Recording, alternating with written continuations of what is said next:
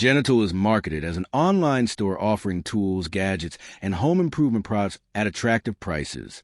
The website can make it look like a great place to grab a bargain. But the real question is, should you buy before watching this? Now, to be fair, not every online tool store is automatically fake. Some newer retailers simply haven't built a long track record or a large customer base yet. What it does well: wide selection of products.